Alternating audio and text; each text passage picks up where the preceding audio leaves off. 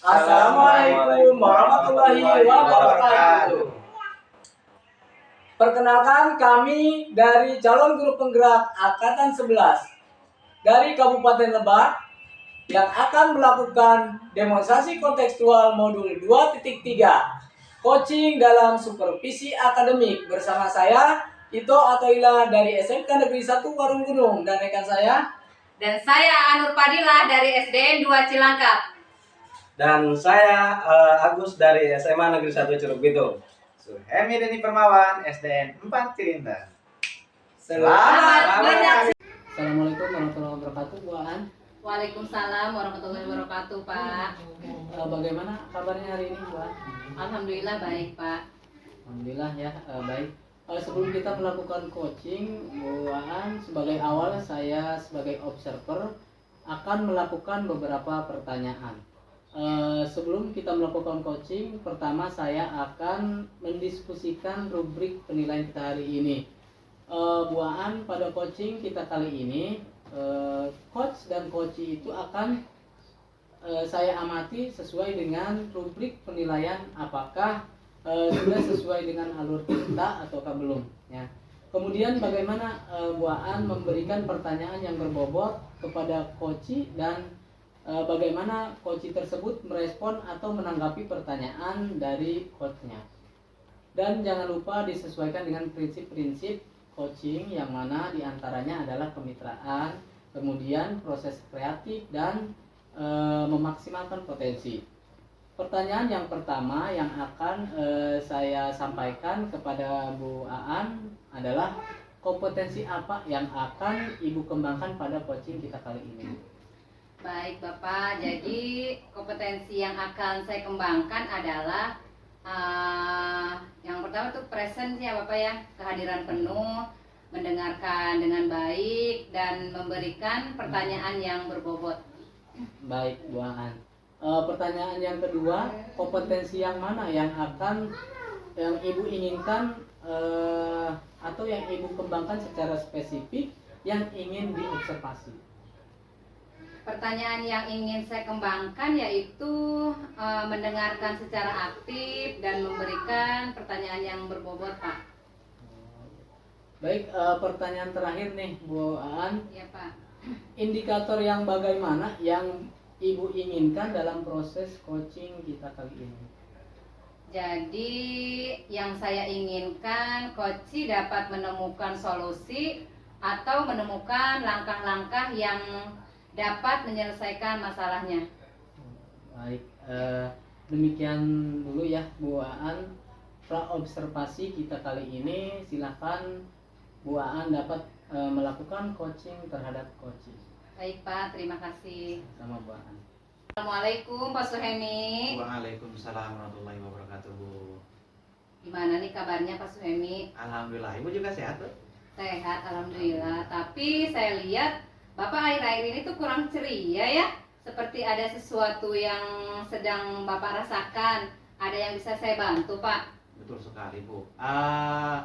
Sebenarnya saya tuh dari kemarin-kemarin butuh waktu mau ngobrol sama Ibu terkait beban yang saya pikirkan ini mau saya curhatkan kepada Ibu. Boleh Bapak, kalau seandainya Bapak percaya nih sama saya siap Pak mendengarkan cerita Bapak. Dan apa sih tujuan Bapak setelah ngobrol hari ini? Jadi harapan saya tuh ketika sudah ngobrol, sudah curhat kepada Ibu, saya dapat solusi, menemukan gambaran terkait masalah yang saya hadapi ini, Bu. Oh iya, seperti itu ya Pak ya. Ya, sebenarnya masalah apa sih yang Bapak rasakan, yang Bapak hadapi? Jadi masalah yang saya hadapi ini jujur Bu ya sangat beban sekali bagi saya pribadi. Saya merasa berdosa karena ketika saya masuk ke sekolah, saya baru 1 tahun sekolah tersebut Bu ya.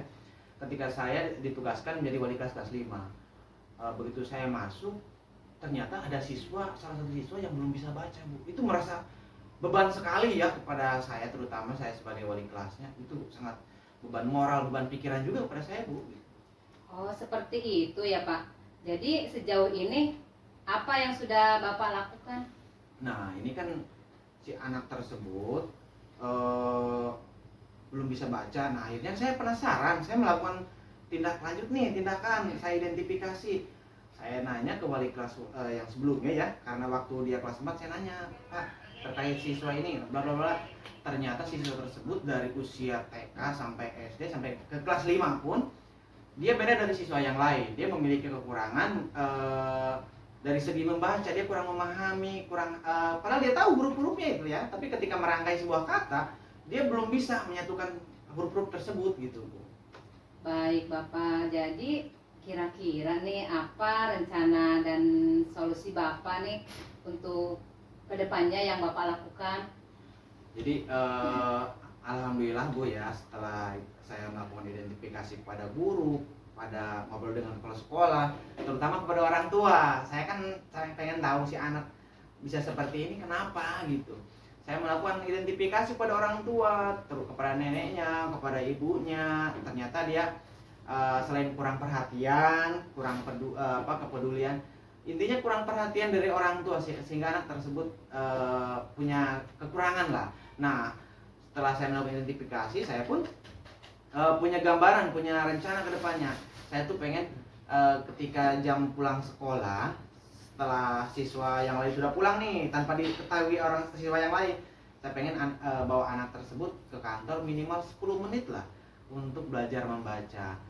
Yang mudah-mudahan walaupun hanya beberapa menit gitu ya, itu ada tambahan kepada si anak agar bisa membaca. Selain itu pun rencana kedepannya saya akan berkolaborasi dengan orang tuanya, melibatkan orang tuanya untuk program anak bisa membaca. Oh, jadi sebenarnya rencana Pak Suhemi ini sudah bagus sekali ya. Terus dukungan dari pihak mana aja nih dan siapa saja Pak yang Bapak butuhkan? Alhamdulillah sejauh ini dukungan dari pihak sekolah itu sudah dari kemarin-kemarin sudah sangat luar biasa mendukung rencana saya, terutama kepala sekolah, guru-guru sangat antusias, sangat mendukung karena mereka juga mungkin merasa bertanggung jawab ya, merasa beban karena itu salah siswa kita semua gitu. Selain itu pun yang paling penting yang saya butuhkan itu Bu, dukungan dari orang tua, terutama dari ibunya ya, karena emang neneknya mah karena sudah lanjut usia ya, mungkin tidak memungkinkan lah untuk membimbing anak tersebut membaca. Tapi yang saya butuhkan itu adalah yang paling penting adalah dari ibu atau bapaknya ya. Iya betul sekali Bapak. Jadi komitmen seperti apa nih yang akan Bapak terapkan setelah Bapak mengetahui masalah yang Bapak hadapi ini? Komitmen yang insya Allah akan saya terapkan, yang pertama sesuai dengan tuntutan Islam, yaitu dari hati dulu, karena segala sesuatu kalau dilakukan dengan ikhlas insya Allah hasilnya juga akan memuaskan. Terutama ikhlas dulu, sudah itu yang paling saya akan tekankan adalah komitmen dengan waktu. Ketika sudah jadwal anak tersebut, insya Allah saya akan berusaha melakukan program tersebut walaupun meninggalkan kepentingan keluarga ya. Saya akan berusaha untuk komitmen dengan program tersebut. Mudah-mudahan setelah dengan ikhlas, komitmen, tidak akan bosan lah. Jadi dengan program ini tidak efektif, saya cari program yang lain untuk anak tersebut. Iya baik Bapak. Terus kira-kira nih ya, program ini kapan akan dilaksanakannya Pak? Insya Allah minggu besok karena hari ini hari libur ya, ada kegiatan. Insya Allah mulai dari hari Senin besok saya akan terapkan program ini. Baik Bapak, jadi semoga program ini dapat berjalan dengan lancar ya Pak Suhemi ya. Dan bagaimana Pak setelah Bapak ngobrol nih sama saya, perasaan Bapak? Alhamdulillah Bu, setelah saya curhat, saya mencurahkan beban pikiran saya kepada Ibu, alhamdulillah saya merasa lega gitu, senang gitu, tenang gitu. Jadi saya sedikit ada gambaran terkait beban yang saya hadapi ini. Ternyata ini kalau kita jalankan dengan ikhlas, insya Allah hasilnya pun memuaskan. Saya juga terima kasih pada Ibu sudah mau mendengarkan curhatan saya. Sama-sama, Pak. Mohon maaf nih waktunya saya Iya, ini Bu sama-sama. ya. Terima kasih. Ya, Pak. Baik Ibu, assalamualaikum. Waalaikumsalam. Baik, Bu Aan, tadi saya rasa sudah bagus sekali ya, cukup bagus, sudah lancar tadi dalam proses coaching tadi. Nah, mungkin untuk Pak Suemi ya, selaku coach tadi ya, sudah melakukan praktek coaching dengan baik ya. Nah, terlihat juga tadi sudah sesuai dengan alur Tirta pada percakapan, yaitu sudah ditunjukkan ada tujuannya, kemudian identifikasi, selanjutnya rencana aksi dan tanggung jawab ya. Kemudian ada yang ingin saya tanyakan nih, yang ingin saya sampaikan dari praktek coaching yang sudah tadi Bu Aan lakukan terhadap Pak Suemi. Menurut Bu Aan nih, apakah indikator keberhasilan dari diskusi yang tadi Ibu lakukan? Iya baik Bapak, jadi indikator keberhasilan dari diskusi ini yaitu bagaimana coach dapat menemukan rencana atau solusi untuk mengatasi permasalahan yang dihadapi dan dapat melakukan rencana aksi yang sudah dibuatnya. Itu, Pak. Baik ya, jadi untuk rencana aksi dan solusi nanti akan Pak Suhemi lakukan sendiri ya pada pembelajaran selanjutnya ya Pak ya.